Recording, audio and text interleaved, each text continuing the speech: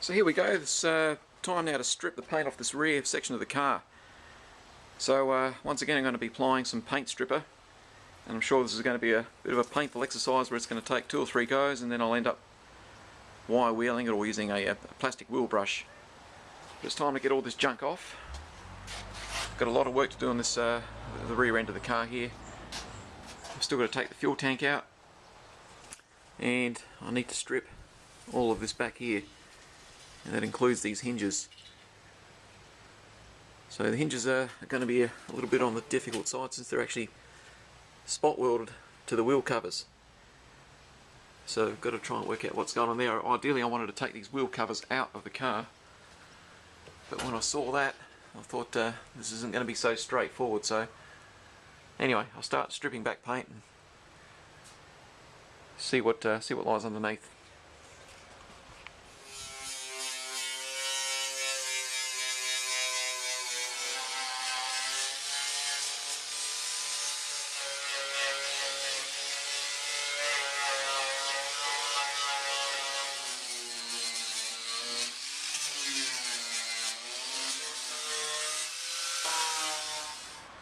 So I finally got all that paint off the rear quarter, it's all been stripped off. And one little, it's not really any surprise, but here's a previous repair patch that's been replaced in this quarter, which is fairly common for these things here. And all of this was completely caked in body filler. That's just what some people do to hide it, cover it up and sell it. So I'm gonna actually attempt to try and fix this up. I'm going to cut out some metal, and the hard part is going to be rolling it and getting the shape of this flare, so I'm not quite sure how I'm going to do that. If I can't, I'm just going to put aftermarket ones on. But I'll give it a shot first. I've got plenty of steel that I can do that with, so it's worth an attempt.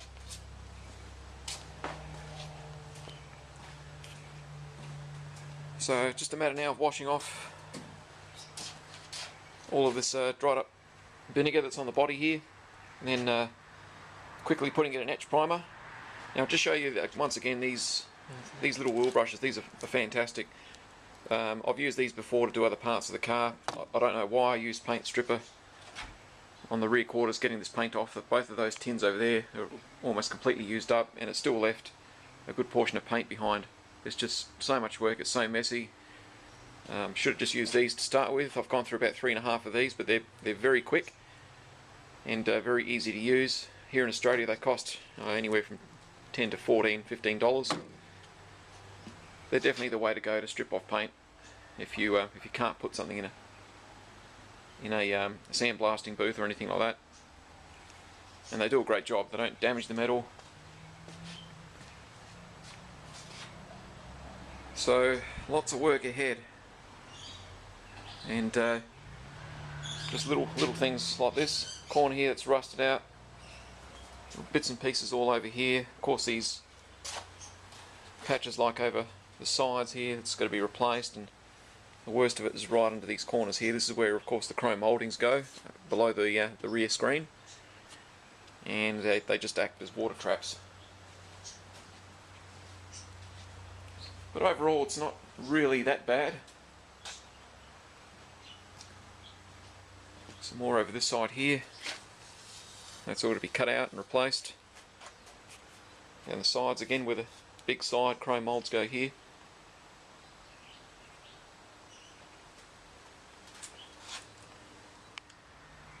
So this is the actual left-hand rear quarter panel that I cut out not long after I got the car. It was one of the first things I cut off, and the reason why I did that when I did it is because I could actually see underneath it. I mean, apart from seeing all this here, when I stuck my head under the wheel well, I could see all this.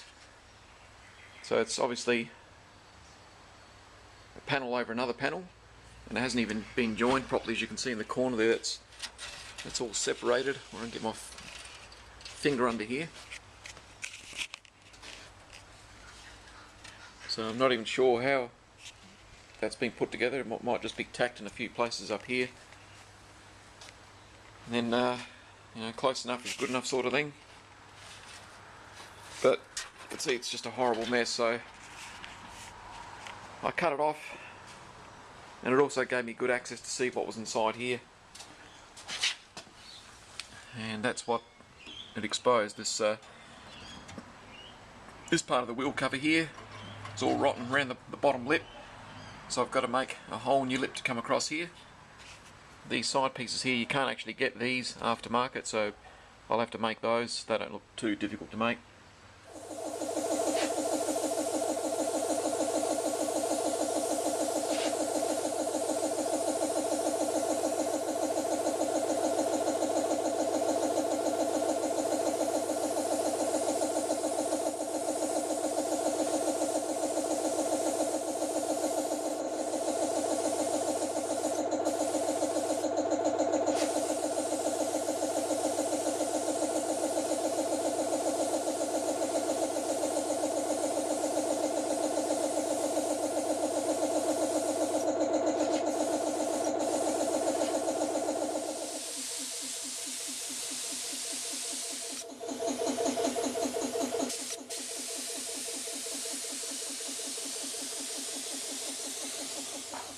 So that's it for another weekend. Finally managed to get it all in etch primer, so I don't have to worry about it rusting over.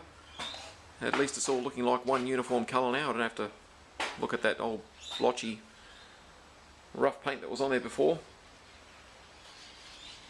So in the videos to come will be more work on this rear section of the trunk, and obviously replacing all that rotted out metal over here where the license plate goes, and the inside sections. There's lots of areas in here that are going to be repaired.